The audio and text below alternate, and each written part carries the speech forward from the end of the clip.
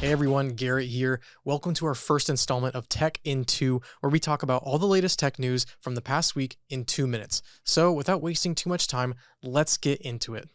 The first story we're talking about is Apple has announced its new iPhone 16 at its launch event last Monday. The biggest addition to this generation of Apple iPhones is Apple Intelligence, or AI.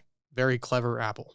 Apple Intelligence is quite literally just Apple's version of the AI that you see from Google and other platforms such as like ChatGPT. From what I've read, Apple's intelligence is going to be focused, for now, on integrating with applications that currently exist. According to Engadget, to get your hands on a new iPhone 16 will cost you anywhere between $800 and $1,200. So again, you're not going to be parting with anything very cheap through Apple. Now let's move on to some gaming news. Sony has unveiled its new PS5 Pro. The standard PS5, if you remember, released in 2020, so it's about time that some new upgrades, especially some hardware upgrades, have come to the system. According to Sony, and I'll quote here, it says Sony wanted to, quote, improve graphical performance at a more consistent frame rate across the board, end quote.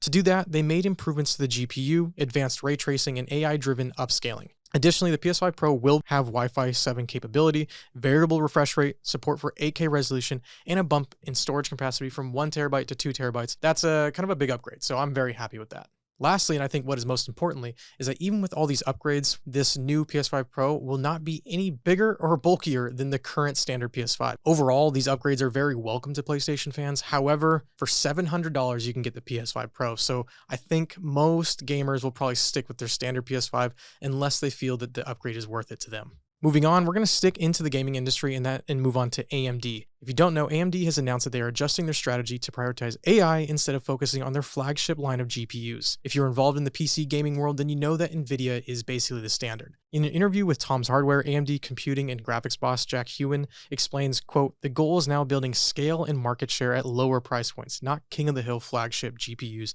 end quote. Further on, if AMD's business strategy is to merge its, quote, RDNA gaming graphics and CDNA data centers efforts into a single UDNA that's aimed at AI first. Now, I wish I was smart enough to really understand what that means, but I am not. So I don't know what that means long term, but we'll just have to make sure that we pay attention to AMD to see where this takes him. What I do know is that Jack Hewen, from what he has said in his interview, is that AMD is hoping that this strategy move will actually help them get back into maybe a flagship GPU in the future. But that wraps up our first Tech in 2. Everybody, I hope you enjoyed it. Don't forget to subscribe and follow, and we'll see you next week.